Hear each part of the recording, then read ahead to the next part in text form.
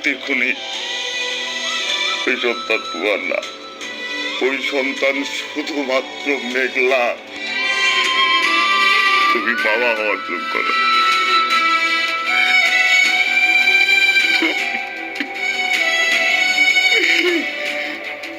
আপনি আপনি মিথ্যা কথা বলছেন। আমি বিশ্বাস করি না, আমি বিশ্বাস করি না। আমি মেঘলার কাছে যাব, আমি মেঘলার কাছে যাব।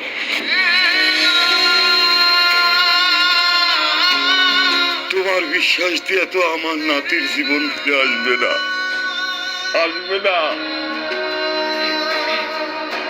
তোমার মতো ছেলেকে আমার পরিবার থেকে কোনোদিন ক্ষমা করবে না, কোনোদিন ক্ষমা করবে না। তুমি যাও।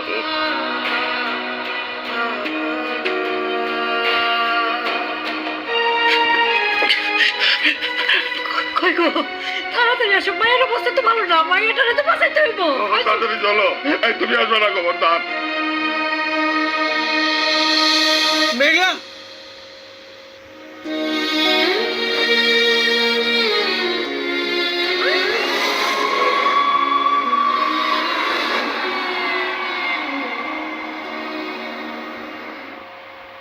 মা,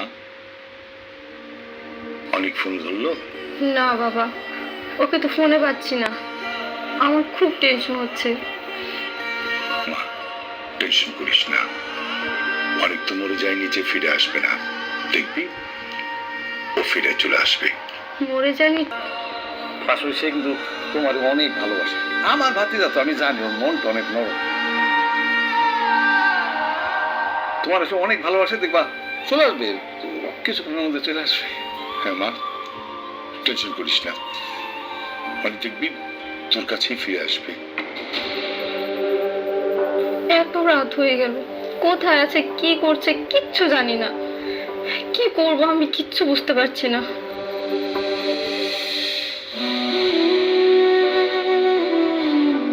বাবা, আমার মাইয়াটার জ্ঞান ফিরে না কেন? সেই কাল রাত থেকে অজ্ঞান হয়ে আছে। যে অবস্থা হয়েছিল, আপনার মেয়ে যে এখনো বেঁচে আছে তার জন্য আলহামদুলিল্লাহ বলেন। আর হ্যাঁ, চিন্তা করবেন না, একটু পরে ওনার জ্ঞান ফিরে আসবে। আপনার স্বামী কোথায়? উনি তো যে বাচ্চারে দাফন করাইতে গেছে, দাফন করায় ফিরে আইব। আচ্ছা, উনি আসলে এই প্রেসক্রিপশনটা ওনার হাতে দিবেন, দিয়ে বলবেন এখানে যে ওষুধগুলো লেখা আছে এগুলো যেন ঠিক মতো নিয়ে আসে। আর এখানে থাকুন, না দেখাশোনা করুন।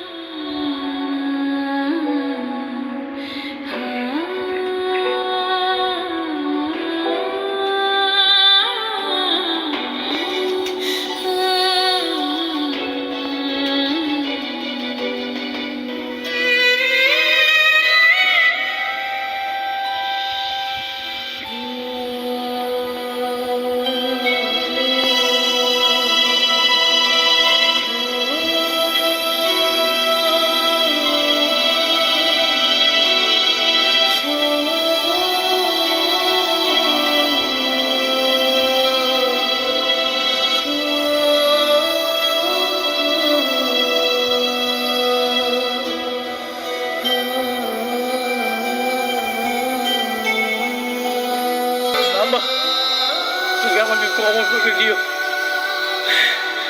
আমি তোমাকে সুস্থভাবে এই পৃথিবীতে আনতে পারবো না, আমি তোমাকে মেরে ফেলেছি।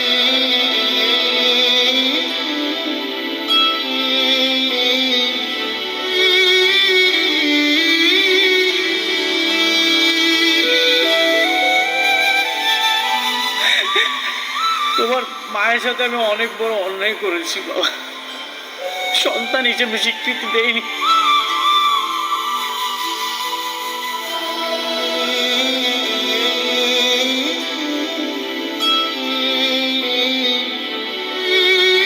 তোমার মা একে একে অনেক লড়াই করেছে,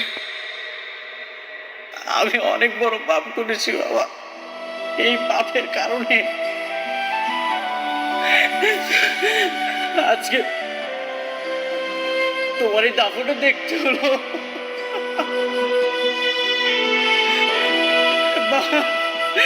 তুমি আমাকে মাফ করে দিও বাবা।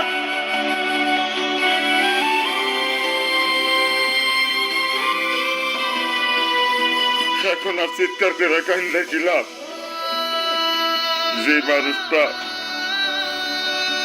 দুনিয়াতে আসার জন্য ছটফট করছে তারে তুমি টাকার অহংকারে সন্দেহের বিষে মাইরে ফেলাইছো। বাবা, আপনি আমাকে মাফ করেছেন বাবা। আমি মেঘলার সাথে অনেক বড় অন্যায় করেছি। রাতুল ডাক্তারের সে ডিএনএ টেস্টের রিপোর্ট আমি সব কিছু দেখে আমি মেঘলাকে বেইমান ভেবেছি। আমি কিছু বুঝতে পারিনি বাবা।